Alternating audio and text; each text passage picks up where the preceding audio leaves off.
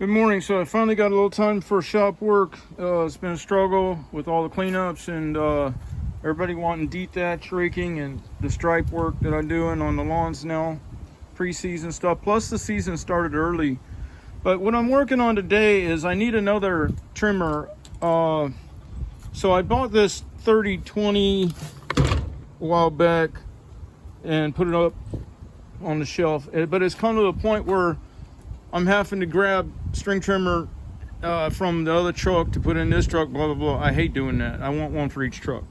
And I can't take and abide by these shafts that they give you. For one, that they don't fit everybody's stature. I mean, it puts the, work done is force times distance, so I have to do more work. If I was a taller person, that would be fine. That'd put the work thing angle at the right place. I wouldn't have to jack up my elbow. What happened to ergonomics? You know what I mean, guys? Why is the manufacturer so dead set on only building stuff for the taller guys or whatnot? Why is there no variation? Why is there no selection? Anyway, sorry about the camera work ahead of time. I would have been able to do better. I had a great product for you. It's instead of your typical sprawl tripod type scenario, it was a mass stabilized contourable device holding thing. But I couldn't get traction on my channel, and I'm realizing that there's people picking winners and losers on stuff. I can't seem to get any traction and subscribers and whatever. But the same algorithm that goes against me there would also probably be placed against my YouTube or my Amazon page if I brought products to market, which is unfortunate because, sometimes people have great ideas, but you can't limit them to if they're only ascribed to one political party. You know what I mean? Because then instead of a scenario where capitalism rises, all ships rise with the tide, then instead you got a selection of who's going to win, who's going to lose, and a lot of the good ideas are going to go by the wayside and never make it anywhere.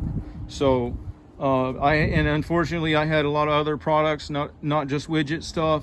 I had life-saving gear that would save lives across the board on people that working next to or close to highways. I had misfueling sensors technology for prevent misfueling on equipment, and of course a lot of environmental stuff. I probably got 3 notebook pages full of what I thought were great ideas. But anyway, what we're doing today is we're converting this standard shaft, and I don't know what I'm going to do with all these new that only been ran a little bit, or most of them haven't been ran more than a week, and a lot of them never, just to test.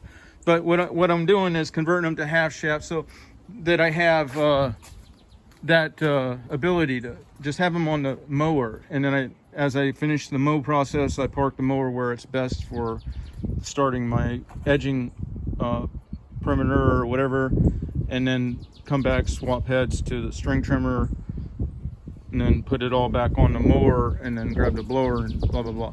So by positioning the mower where it's best suited, I can stay solo and still do big sets. Big sets are annoying when you don't have that capability, because you'll either mow them all and then your wind pattern changes by the time you do the blow off, so you're at the wrong end of a half-mile stretch, or it starts raining and you got carbohydrates on the hardscapes that you didn't get blowed off before it gets wetted in, or there's a lot of scenarios where it's like a lot better that's where a crew comes in. The blower guy stays on the blower, but you see they're tripping over each other too, because the pass for the blower guy, he has to stand and wait, and for the mower guy and the string trimmer guy, and they're stepping over each other. The most efficient pass structure for the trimmer guy is going to be interrupted by the mower guy. You know what I mean? It's never going to be as efficient as one person. But anyway, here's the deal with this. Sorry, I'm getting off subject. You got to loosen these, but not very much. Don't want to loosen them too much, because you don't want all the pieces of that thing coming apart in there. Then you gotta pull that shaft out. Then you gotta find an old shaft, but you want the ones that have a hoop handle, because when you're walking back to the truck, you want to put an arm through there, okay? And you're gonna want to be changing out the head while you're in. By the time you get back to the mower, you're gonna want to have the edging blade off of it, ready to drop it in its hole, and grabbed up the other. And as you're walking away from the mower, you're putting that together while the engine is running on the machine. Okay, so the ones you want to choose, in my opinion, are the ones where you can see a serration, but then it's been combined and welded and then formed into a square.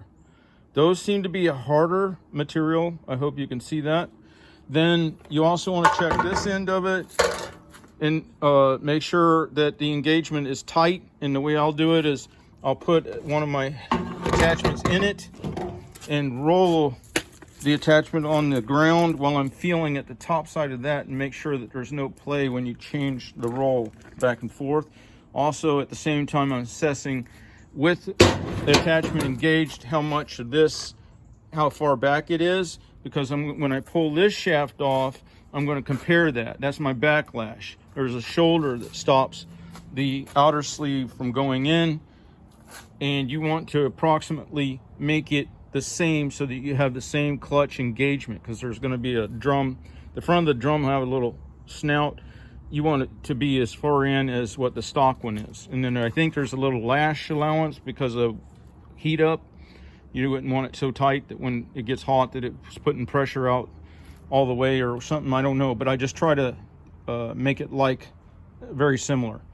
So basically that's it. Then you got, because these residential grade things are a lot better or a lot shorter, when you put them together, you'll have an overall construct that lets you do one-handed very easily, because you're overcoming the work times distance, or work done as force times distance thing.